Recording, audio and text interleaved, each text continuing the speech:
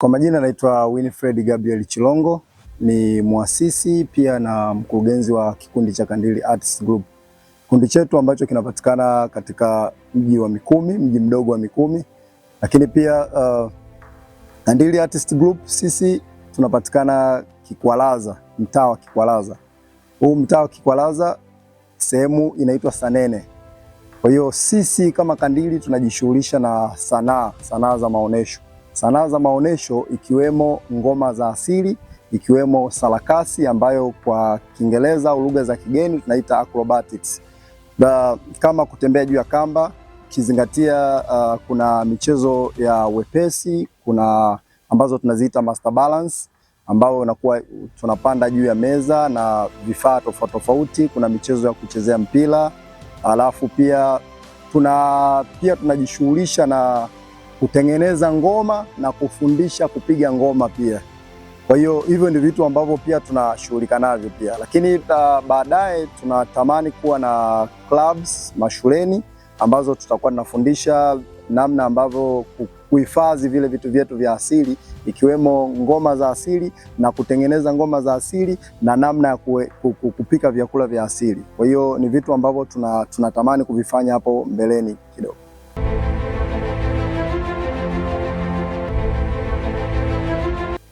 Cha kwanza zinaonesha asili ya Mwafrika. Asili ya Mwafrika ni wapi ambapo ametokea, asili ya Mtanzania ni wapi ambapo ametokea. Tukiangalia kwanza kwa tamaduni za watu wengine kama China, wanacheza mchezo wa taekwondo, ni michezo ambayo wamekuwa wakikuwa nayo.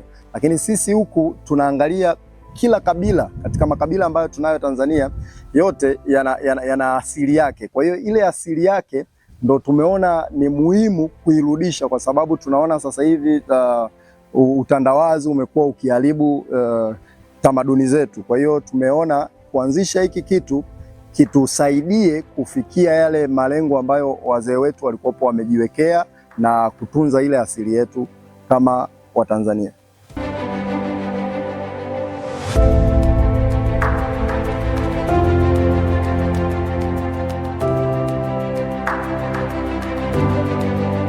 Mimi cha msingi ambacho napenda kusema, mcheza kwao utunzwa. Lazima ucheze kwenu ili utunzwe. Sasa kwa sisi Tanzania tuna makabila yetu, tuna desturi zetu, inabidi tuzitunze na tuzilinde ili jamii nyingine itakapokuja ijivunie kupitia sisi ambapo tumetunza hivi vitu vyetu vya asili.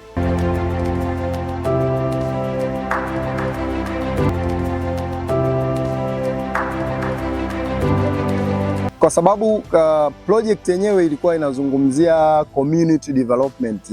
Manake tunatakiwa touch kwa jamii moja kwa moja, na tumeona kwanza imefanikiwa. Season 1 tulitamani kuwa na tuwe na darasa la watoto wadogo ambao tulitamani kukomesha watoto wa mtaani, na tumefanikiwa kiukweli.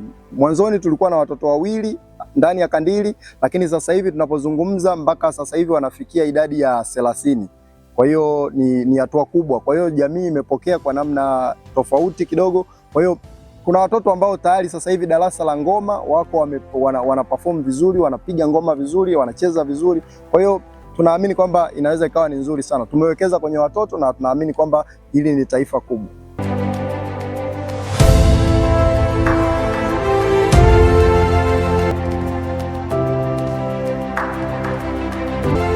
Jambo ambalo tunalifanya sisi ni muhimu sana kwa jamii zetu, na tunaamini kwamba tumeanza Mikumi, nafikiri kwamba tutaanza kupiga hatua sehemu zingine kuamsha vikundi vingine. Kama walikuwa wamelala, tutawaamsha sasa, tutawaambia kwamba tumeanza. Sisi Mikumi tutaonesha mfano, tutakuwa kama kioo kwa watu wengine pia. Tunawakaribisha sana Kandili Artists Group. Naamini kwamba ni sehemu ya nyumba ya sanaa na watu watajifunza vitu vingi sana.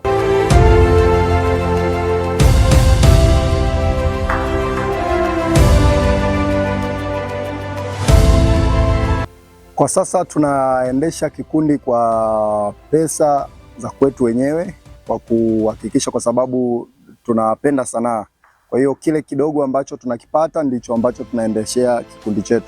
Lakini pia kwenye matamasha tofauti tunapokuwa tumeandaa tamasha, kuna wadau wa mahoteli, wadau kama waongoza watalii wamekuwa wakitusapoti kwa namna ya pekee. Tunazidi kuwakaribisha sana waendelee kutusapoti, lakini pia kama kutakuwa kuna mtu ambaye anaweza kufanya kusapoti kwa namna yoyote ile, sisi tunamkaribisha sisi kama Kandili, lakini pia tuna utaratibu wetu ambao ni uko rasmi kila sehemu. Nafikiri kwamba tutatengeneza namna ambavyo atakuwa anapata ripoti kutoka kwa kile kitu ambacho amekitoa, na itakuwa wazi, kwa sababu hii dunia sasa hivi ni ya uwazi.